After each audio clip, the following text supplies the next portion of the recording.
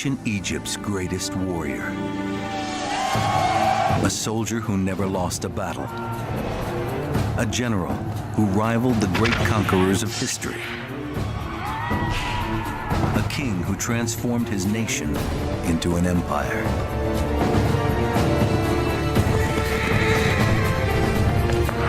With the help of new evidence and forensic analysis, we can finally reveal the secrets of his military genius, of the inner demons that drove him.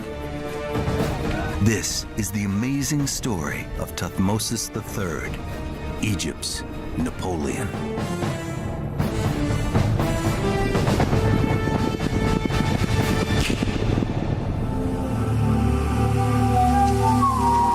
Thebes, the capital of ancient Egypt. More than 3,000 years ago, it's the year 1457 BC. Queen Hatshepsut has died after bringing peace and prosperity to the land for 20 years. But she's not just any queen. She's a queen who ruled as king. Some Egyptians mourn her passing. Others rejoice, saying she exercised far too much power for a woman. Hatshepsut's peaceful rule came at a price. At her death, Egypt faces enemies at the borders. Rebellious city-states, Syrians and Canaanites, all eager to test the courage of the new leader. Her stepson, Thutmose III, is now poised to take control. He'd been pharaoh for nearly 20 years, but Queen Hatshepsut had kept him under her thumb. Now, in his 20s, he can finally realize his own ambition for a bold new empire. One that's very different from his stepmother's. But Thutmose is unproven as a king and a warrior. Nobody knows if he can overcome Egypt's enemies, or if he can step out from his stepmother's shadow and seize the moment. He immediately prepares himself and his men for war.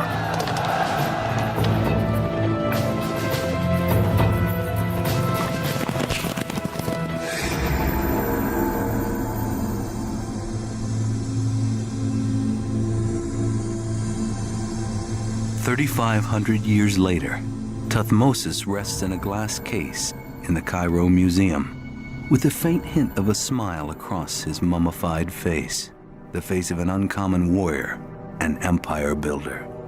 This mummy is one of the most important men on earth. This man was a warrior.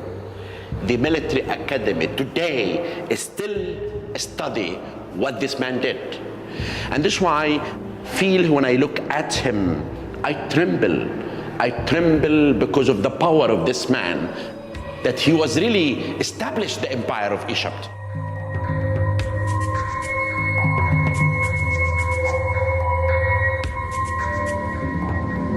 Archaeologists first unwrapped Thutmose and decoded his exploits in the late 19th century.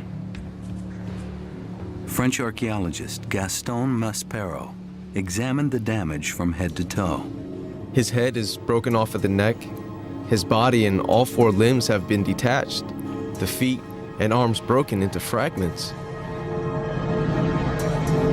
Maspero knew these weren't the injuries of war. It was damage done by the usual suspects. Tomb raiders.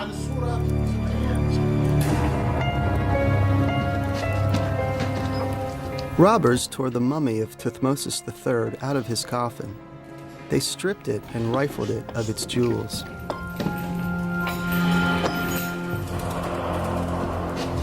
Not long after the find, Egyptologists dubbed Thutmose the Napoleon of Egypt.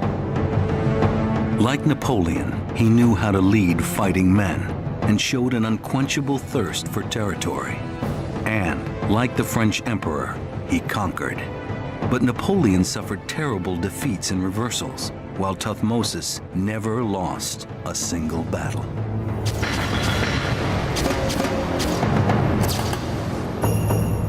Yet the grinning, ravaged mummy doesn't tell us anything about Thutmose or the passions that drove him.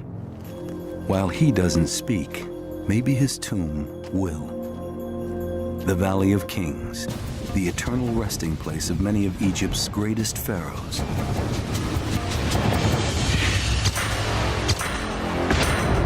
Here, Dr. Ian Shaw, expert in ancient hieroglyphics, will read the walls and tell us something about the man who built it.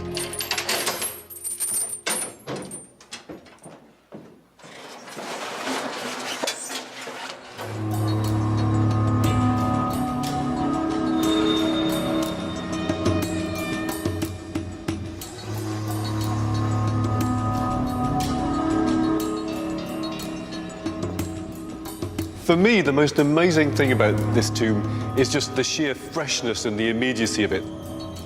The tomb walls tell us that Thutmose was far more than a man of war.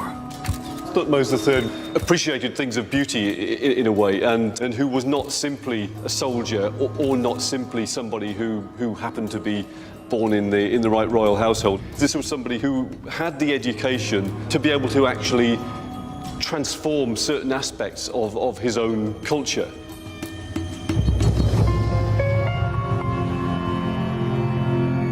Up here I can see the king himself. The reference here is to the death of the king and his transformation really into a version of the sun god. The walls include magician spells that will help him reach the afterworld. Pharaohs like Thutmose believed they were more than kings. They were gods, destined for immortality. But here on Earth, a young Thutmose may have been less than godlike. He was born into a world dominated by his stepmother. Hatshepsut was the chief wife of his father, the pharaoh. Thutmose's birth mother occupied a minor place in his father's harem. She didn't have royal blood. Hatshepsut did. Some speculate that even while his father, the pharaoh, was living, his stepmother seized too much power. When his father died, Thutmose became heir to the throne. But he was still a young child, so Hatshepsut governed as regent in his place. And she had her own ambitions. She sent explorers to distant lands, imported oils, incense, perfumes, and gold. She commissioned great temples and monuments. And after 10 years, she did the unthinkable. She crowned herself pharaoh. No queen had ever done such a thing before, especially when a rightful heir was alive. She dressed as a king, wore male clothes and the traditional false beard of the pharaoh. She depicted herself as a man in carvings and reliefs. For the conservative nation of Egypt, her behavior was an outrage. Under her rule, Egypt avoided war for over 2 decades. But avoiding war was costly. Rebel city-states seized territories from the Egyptians along their northern border. With his stepmother exercising so much authority, Thutmose had to find another outlet for his talent. He turned to the military. He became a soldier and commander, leaving the comforts and the politics of the royal court behind.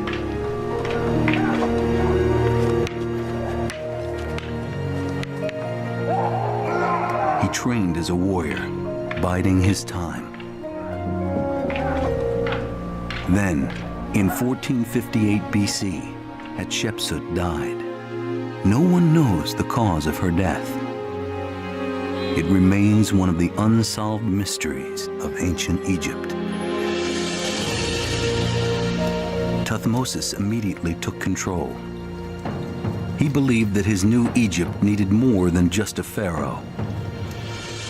It needed a commander-in-chief who would risk his life on the front lines and lead the charge in battle. To quell the uprising on his northern border, he advanced with some 20,000 troops into Palestine.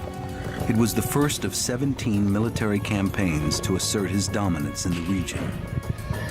He expanded the empire, both north into Syria and south along the Nile into Nubia.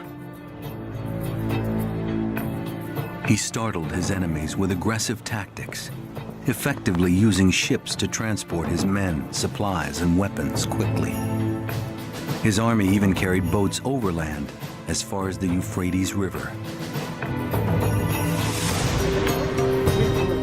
Thutmose acted like a modern commander in other ways. He used a network of spies to gather intelligence. But using ships, new transportation methods, and espionage were not enough.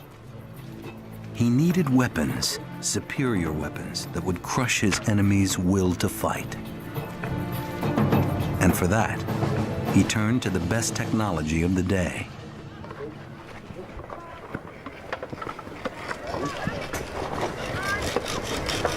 Like Napoleon 33 centuries later, Thutmose III took advantage of new and better ways to defeat his enemies.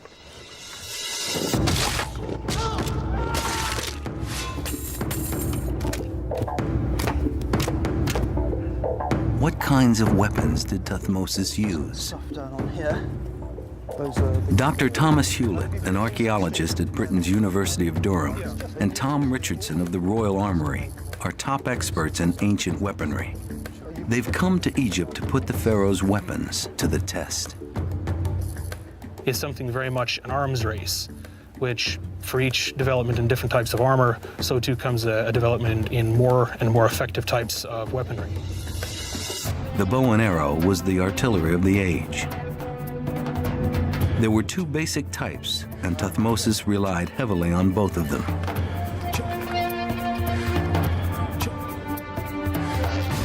The common bow was made of a wooden rod, tapered at the ends, and strung with twisted animal gut. It was easy to mass produce, and Thutmose gave it to large numbers of his infantry. Each archer unleashed a barrage of roughly 10 bronze-tipped arrows per minute. The arrow shower would tear flesh and shatter bone. To make bow and arrow artillery more lethal, Thutmose took advantage of a recent innovation. The composite bow was made from layers of wood, animal sinews, and horn to strengthen it and give it more spring. But the bow was expensive. The army could only deploy it to its officers and charioteers. It was capable of accurately propelling an arrow 1,000 feet, nearly twice the distance of the common bow. With both bows in play, Thutmose could attack his opponents both short range and long range. 1,000 archers, each carrying 24 arrows and shooting them within 2 minutes. 24,000 lethal missiles. His enemies would have nowhere to run or hide.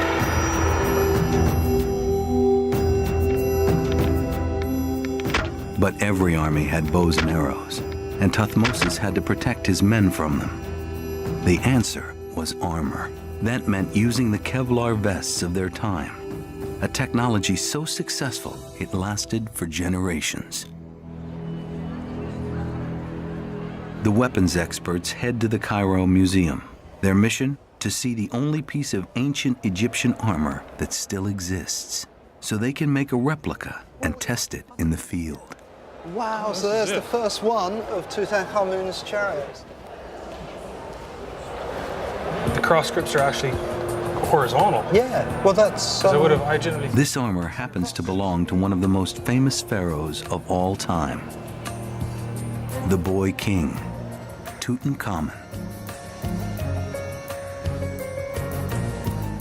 It's been hidden away for years. King Tut's personal body armor, made from rawhide. Fantastic. Isn't that absolutely amazing?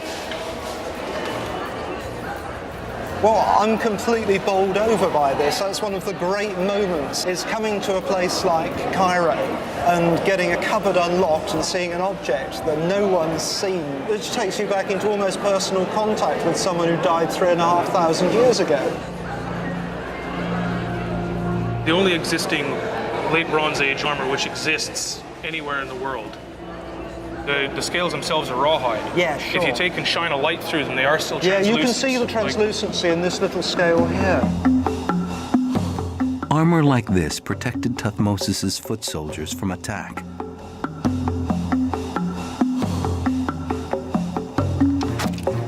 But did it really stop an arrow in full flight?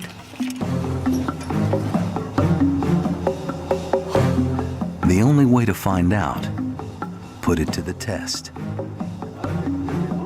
First, our experts set up the dummy with basic rawhide armor.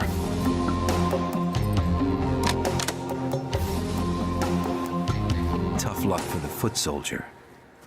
The arrow easily pierces the armor and the dummy to the bone. يعني كسر الضلع ولا جه ما بين الضلعين. It's reached the bone. Oh yeah, it's gone right into the bone. That's right. Yeah. Shot right here. Yeah. Armor doesn't ever actually make the wearer impervious to all attack. What it does is it keeps soldiers on the battlefield for as long as possible. Next, the armor the officers and charioteers would have worn in battle. The heavier composite vest, made of rawhide and bronze scales. What have we got? You can see it's going. Oh, that's nice, isn't it? gone Look, right- absolutely nil penetration. You wouldn't have noticed that. An officer wearing the rawhide and bronze would have survived. But the armor is really quite flexible. There's no hard plate to stop blunt trauma. And I would imagine at any shot in the rib cage, you would almost certainly have broken ribs. The rawhide and bronze armor works a lot better than plain rawhide. Now, onto the bronze armor, worn only by the generals. Did it make a difference? I mean, heavy bronze armor, again, it's loud, it's noisy, it's heavy.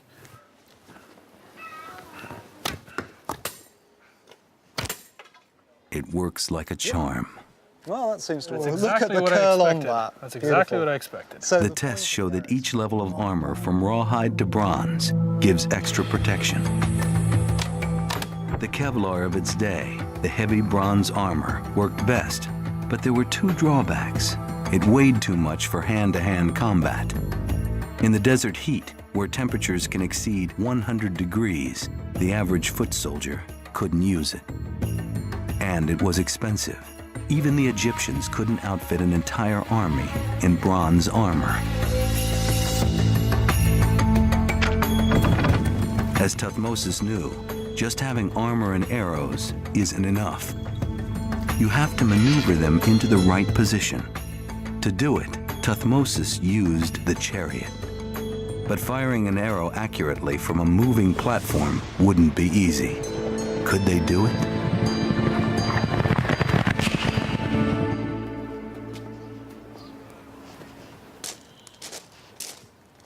In Thutmose' age, a revolution in warfare sweeps the Middle East. There's no way of estimating the huge change that happened as Egypt effectively launched itself into the late Bronze Age. The composite bow and the chariot, these were the weapons that completely transformed the way in which the Egyptians fought their battles. Improvements in technology created smaller, lighter, faster chariots. By using 6 spokes instead of 4, they were stronger and easier to maneuver. In gaining speed, the new chariots sacrificed stability. Can an archer hit a target from this small, fast-moving platform? What we're going to try here is some archery from a moving chariot to see really how difficult it is. Neither Tom or I neither of us have ever tried this. stood in one of those had- before. We tossed a coin, and he lost.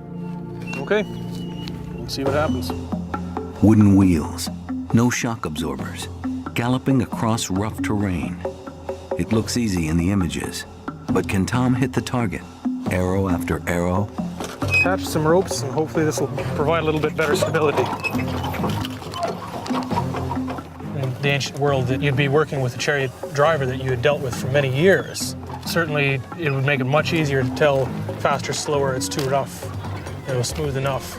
And you would instinctively know where to drive to give you the best shots at the targets. Oh dear. And certainly all of that done in the heat of battle would be, you'd have to work as a seamless pair. This is incredibly rough. Okay, we'll give this another try. Let's see what happens. And this time, he hits the target again and again. If Tom can do it in one trial, imagine hundreds of trained charioteers doing it in Thutmose' army. It would be intimidating and lethal. We're talking about very large quantities, hundreds of chariots, all in large formations together, riding up, raining down arrows, these deadly bronze-tipped arrows. And the revolution that's involved with these guys is no less significant than the use of aircraft in warfare in the 20th century. Even with chariots, in Thutmose' time, most of the combat was still hand-to-hand.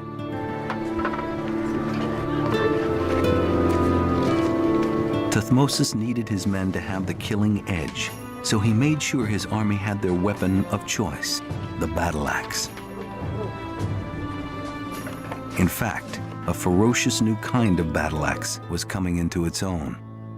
The axe had partly evolved as a piercing weapon that you could hit people about the head and shoulders with, and that's the kind of axe we've got up here, the so-called duckbill axe. The axe had also developed as a slashing weapon on a long pole with a very long, narrow blade. The halberd axe heads.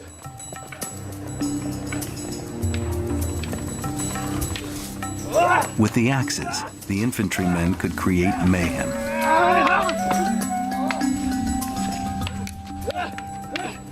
The long pole with the halberd-like slashing axe head on it, you're using that to attack the lower body and just slash away at the waist and the legs of your enemy.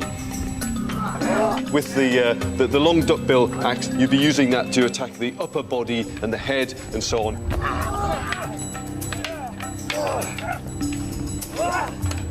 I imagine that this type of axe was used more in the later stages of battle when the foot soldiers were moving in to essentially capitalise on the mayhem that had been wrought by the volleys of arrows sent over. So they really needed to get in close to the opponent in order to make proper use of these weapons, because this was not something you'd throw at your opponent. You wanted to hang on to it and to be able to use it continuously through the battle. The axe was lethal, and the sight of 1,000 of them would be terrifying. The appearance of the weapons would have been important to the Egyptians. If you were confronted with an army that all looked the same, phalanx on phalanx, polished bronze, anything that would catch the light, advancing towards you, glittering, would have been a very impressive sight. John Manring is an expert in ancient bronze weapons. The requirement with weapons like this, with close quarter combat weapons, is confidence in the phalanx or the group. So it's a battering effect of men, where you only had men and hand weapons. No tanks, the chariots would be somewhere else, the arrows have gone, and this is just you against your enemy. But it would have been absolutely grim. Can you imagine attacking an enemy, chasing up hillsides, running down mountains? Absolutely grim, frightening experience at the front, chopping and hacking for all you were worth. At very close quarters, it's a short haft, you have to get close to your enemy. You're seeing, you're looking into his eyes before giving him that final chop.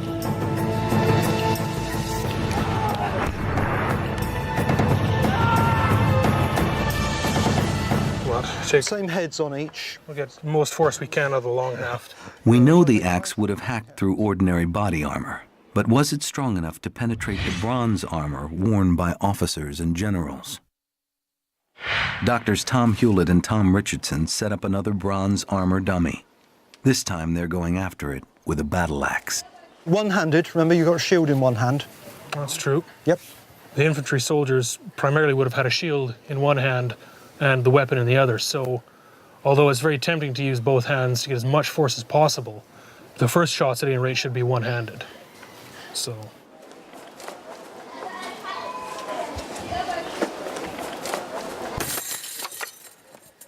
Right.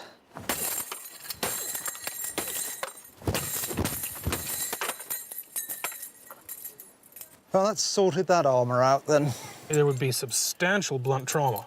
That would, even though there's no actual bleeding wounds, that would be a very possibly a fatal injury. In the event an elite soldier comes up against a soldier wielding an axe, there would be some chance that he might survive. He would be very, very badly injured from the blunt trauma, but certainly there'd be a better chance than if he's wearing nothing at all. The test shows the axe would have damaged even the elite officers who wore heavy bronze armor. Arrows, armor, chariots, axes.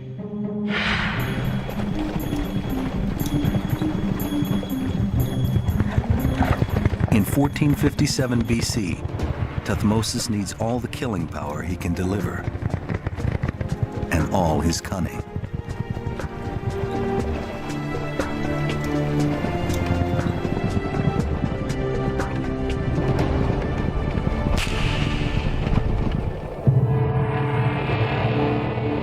Less than a year after Thutmose took control, local rulers to the north have mounted a rebellion against Egyptian rule. It's a challenge that's critical. It could disrupt a key trading route and cut off Egypt's economy. For an ambitious ruler bent on expanding his empire, there's no choice. Unlike his stepmother, Thutmose won't sacrifice power for the sake of peace. The pharaoh assembles tens of thousands of weapons, countless supplies, and some 20,000 men. He moves his army from a border fortress into Gaza. From there, they march 75 miles toward Megiddo. Although it's a professional army, many of the foot soldiers are from poor families, drawn into the king's service by the promise of plunder. If they survived the battlefield, some brought back gold, cattle, horses, and even women. To the troops, Thutmose adds a scribe, a royal reporter to record the battle. Like the great military leaders who will follow him, Caesar, Alexander, Napoleon, Thutmose understands the power of the written word and wants to make sure he controls it. His scribe, an army commander named Thunani, becomes the first combat reporter to capture the carnage and commit it to history. His account is published at the Temple of Karnak in the capital. Thutmose's people read it, and so can Ian Shaw today. Charneni went with Thutmose III's armies and who in a sense was the original war correspondent, the original embedded journalist who followed the armies through their 17 campaigns, scribbling down basic details of the movement of the army, the king's strategy, and so on. Charneni's original diary is the basis for these annals. It's something much more than just a set of inscriptions on the stone. It's actually the account left by somebody who was quite possibly dodging arrows and you know, some way behind the king's chariot. The scribe was both combat reporter and propagandist. His account described Thutmose's most famous battle, an epic conflict in a desert city called Megiddo. The city straddles a major trade route. It's a gateway to the riches of the north. Megiddo is so strategically important that it will be fought over for centuries to come. We know it today as Armageddon. Eventually, they reach the stage where they realize that if they're going to make any more progress, they have to deal with Megiddo. Led by the Canaanites, the rebel forces position themselves outside the fortified city. One flank goes to the north and another to the south. The Egyptian army hasn't engaged a major enemy in over 20 years. A whole generation of Egyptian soldiers has never been tested in combat, yet Thutmose can't afford to wait. He and his army crossed the desert at a blistering 15 miles a day to close the distance between his army and the rebels. At a town called Yema, near Megiddo, Thutmose holds a council with all his generals. Even though he's pharaoh, he'll lead his men into battle. In the annals, we get images of Thutmose III which show us he was prepared to go against the grain and to present himself at least as someone who was not some old fuddy-duddy ruler sitting in his throne room back in Egypt, but was out there in the field making decisions. All of the inscriptions here are telling us exactly what was happening when Thutmose III was having this council with his generals. You can get quite a good sense of what's going on in the actual conversation with the generals here. I can see here the word for way or road. There we are. There's another reference to road. So I know that in this part of the inscription that they're discussing the possible routes that might be taken. There are 3 routes to Megiddo. 2 are long, easy, level roads around the hills. The third is shorter, a narrow, treacherous passage. But it slices directly through the hills to the battlefield. His generals advise him to take one of the easy routes. But Thutmose thinks the enemy expects him to do just that. He makes a bold decision. His scribe, Thunani, claimed in his account that Thutmose gave his soldier this speech. I am the beloved of the god Ra, and praised by my father, the king of gods, Amen. I will take the narrow road. Those of you who are willing, follow my lead. Follow your king.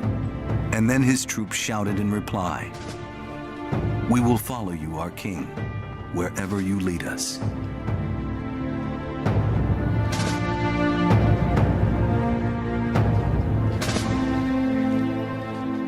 Why does he go for that option? Probably what he thinks is that if his generals are suggesting not going through the gorge, then probably that's what the generals on the other side are expecting too. So he says, no, we'll just do the unexpected, we'll go through the gorge. The plan is risky. Thutmose will have his entire army exposed single file in the gorge. If they're spotted, they're defenseless. Thutmose leads them through the narrow rocky pass himself, by foot. Horse behind horse and man behind man, His Majesty showing the way by his own footsteps.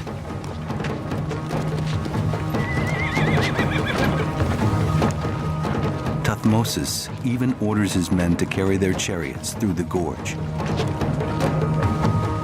Tens of thousands of armed rebels wait on the other side. Thinking they know where Thutmose will march in, they have positioned their forces near the easy level roads to the north and south, some 8 miles apart. It takes the entire morning for Thutmose's army to pass through the gorge.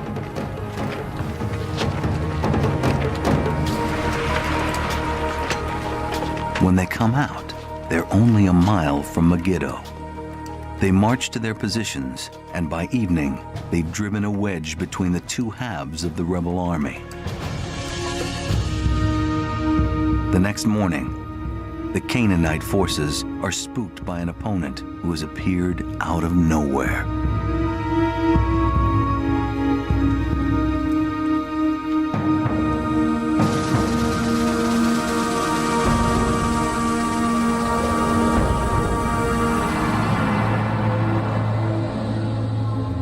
أحسن وحوش هنكسب.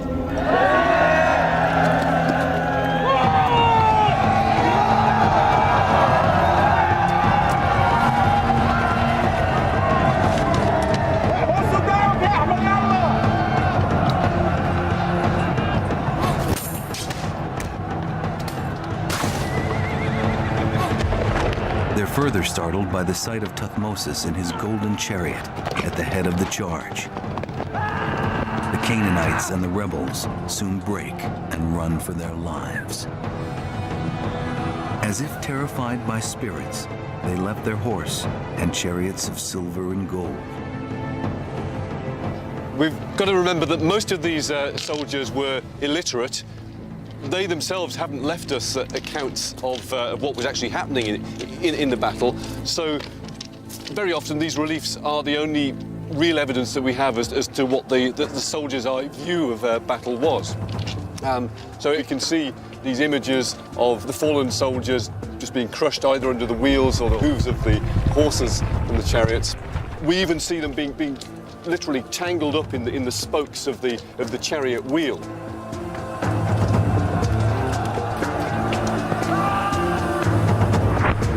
But the battle turns out to be just the beginning. Instead of finishing off the enemy as they retreat, Thutmose' soldiers stop and strip the rebels' dead bodies.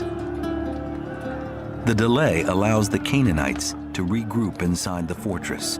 Thutmose is furious, and he's forced to lay siege to the city. The Egyptians surround Megiddo, slowly strangling it.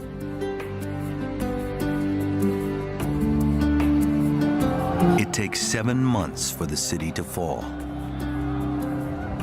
Now its people and their possessions become plunder.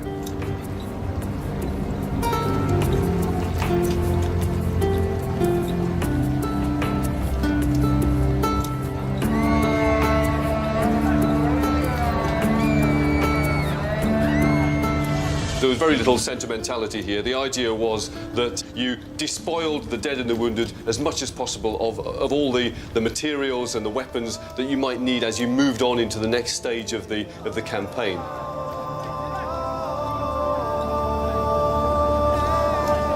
The records list nearly 900 chariots, 200 suits of armor, and 2,000 horses.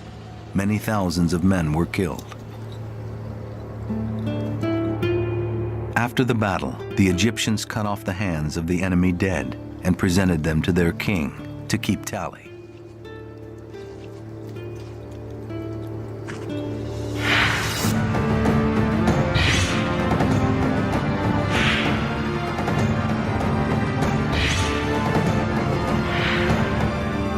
They pay little respect to the enemy dead, and the enemy would have done just the same to them.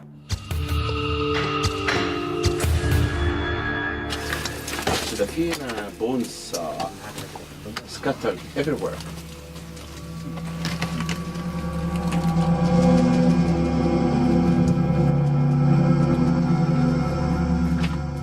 In this cave, Dr. Zahi Hawass reveals just what happened to a body on an ancient Egyptian battlefield centuries before Thutmose' time.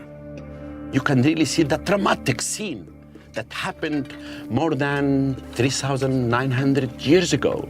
If we can close our eyes in the time of the battle, we can imagine those 60 brave soldiers. They fought to defend Egypt, and they were killed. And the king honored them and buried them here. These are the bones of ordinary Egyptian soldiers, scarred forever by combat.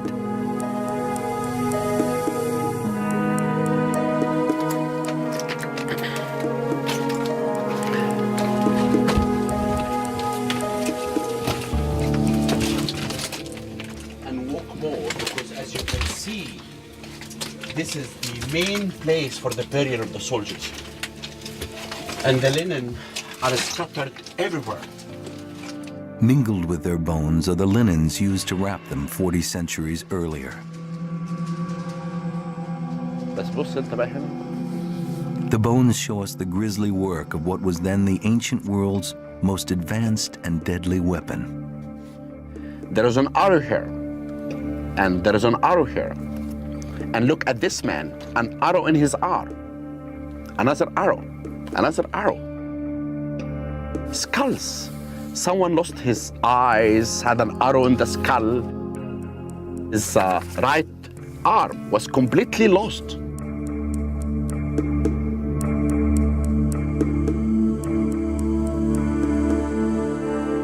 The bones are direct evidence. But these reliefs and carvings tell us even more about the gory aftermath of metal meeting flesh and bone.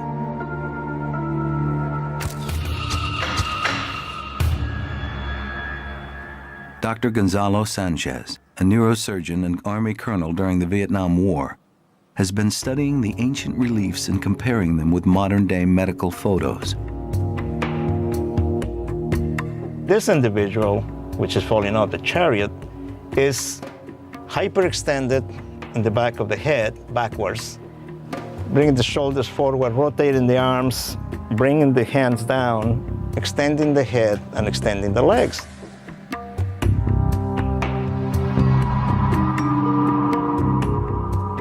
This picture shows a patient who has had an injury that has produced the head extended, the shoulders thrown forward, the arms rotated in, and the position of the hands somewhat flexed.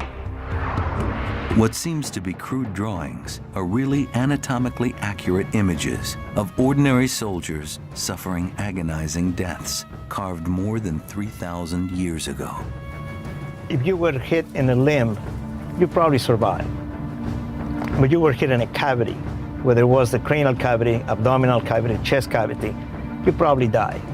Because if you don't die from major blood vessel injury, you die from infection. The agony of death paid no attention to rank. Foot soldiers, generals, and kings faced the same risk. Take the case of this mummy, an ancient pharaoh, Sekenenre Tao II. He was king of Egypt a century before Thutmose. At the time, his nation struggled against invading armies. Sanchez examines an X-ray of his remains and reveals the forensic details of the king's death in combat. He must have been at the front of his warriors and surrounded. Probably tried to ward off the impact coming from the left side with his arm. Still, the hatchet hitting him from below on the left side. And of course, it penetrated deep enough and broke the bones of the face. Sekenenre's skull is badly damaged. It's marked by multiple strikes at close range. Straight axe, broad axe, and possibly a club or mace.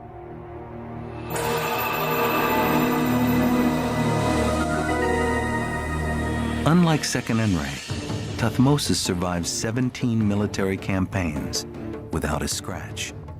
While we know much more about Thutmose the warrior, we know even less about what drove him to be the kind of king that he was. The answer may lie in the mystery of his stepmother's death, Queen Hatshepsut, and in an ancient tomb called KV-60.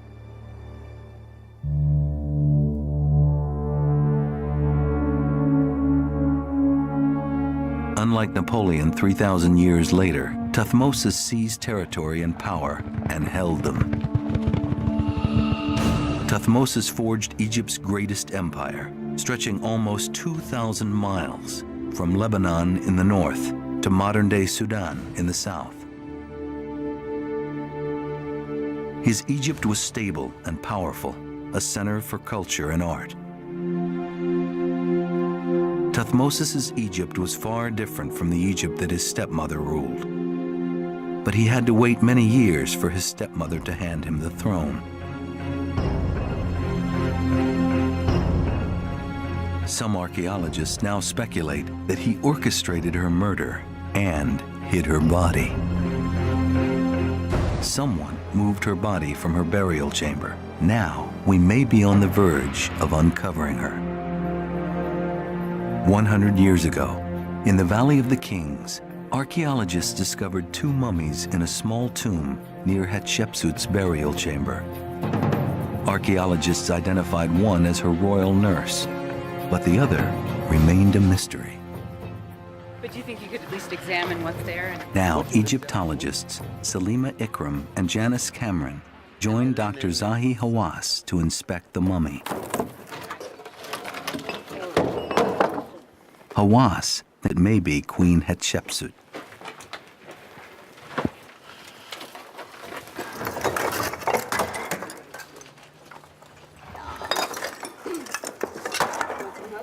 Yeah. There you go. Ladies, follow me. It's a very strange tomb. It's left unfinished.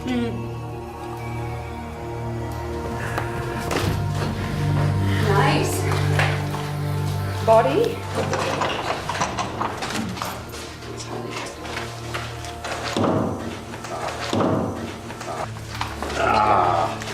Here.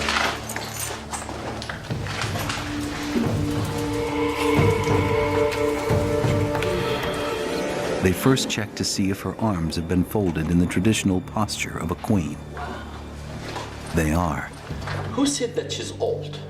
Well, She also appears to have been the right age. She's like 45. Well, really huge pendulous breasts. yeah, you can really see that here and here.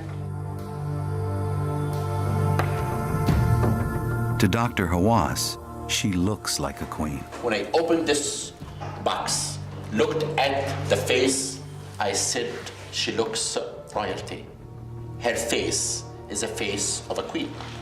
What queen? I'm not sure 100%. Maybe she could be Queen Hatshepsut.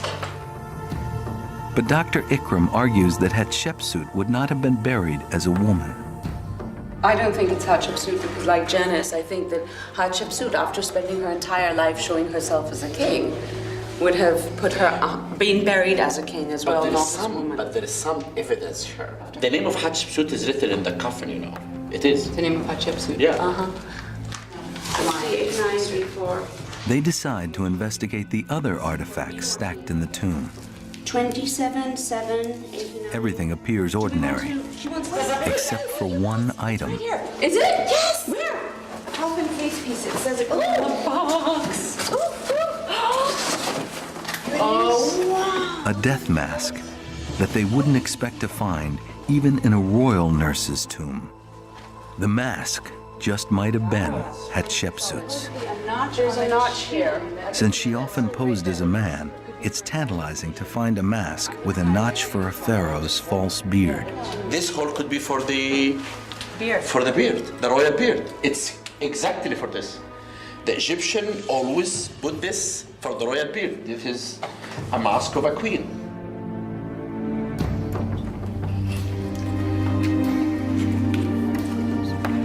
And this could be the coffin of that mummy. Means Hatshepsut. It's fantastic.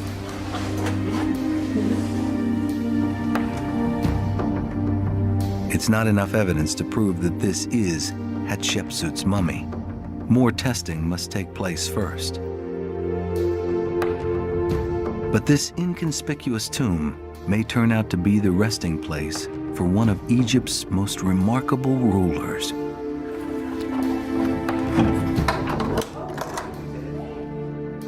If Thutmose had ordered his stepmother's murder, dumping her body into this obscure tomb would make perfect sense.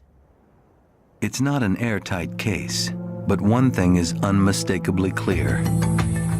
Near the end of his life, Thutmose finally took open and public revenge on Hatshepsut.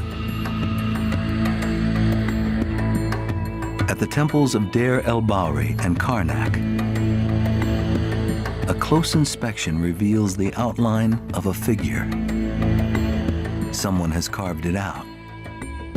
Other walls reveal more and more images of this same person, all deliberately erased under direct order of Thutmose.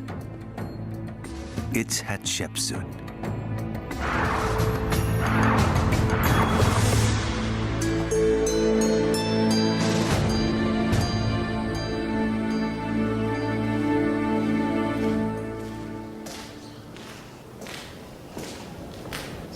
Originally, this chamber was full of images of both Hatshepsut and Thutmose III. But all the way around the chamber, here beside Horus and Thoth, up there in the top right-hand corner, even the image up there that showed the car, the double or spirit of Hatshepsut, even that's been chiselled out.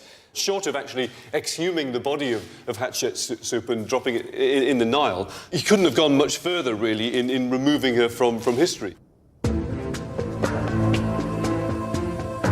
Egypt's ancient records show that 30 years after her death, Thutmose ordered every image of his stepmother to be destroyed. All shrines, images and statues. It seems oddly spiteful and petty for such a great pharaoh. But for ancient Egyptians, images had enormous power in this world and in the afterlife. Defacing Hatshepsut's images and statues was a crude attempt to remove her from history. But to Thutmose, it also would have denied her any chance of an eternal life, any chance of immortality. Was it punishment for a queen who overstepped her bounds when she declared herself pharaoh? Or was it Thutmose's personal act of vengeance? Whatever the reason, it cast Thutmose, the man known as Egypt's Napoleon, as an enigma. A complex man struggling with his own demons. Yet, under his 32-year rule, Thutmose expanded Egypt's empire with arrows, armor, chariots, and axes, and the blood of his soldiers. He was a brilliant tactician who never lost a battle. His 17 military campaigns would build the largest empire in the history of Egypt.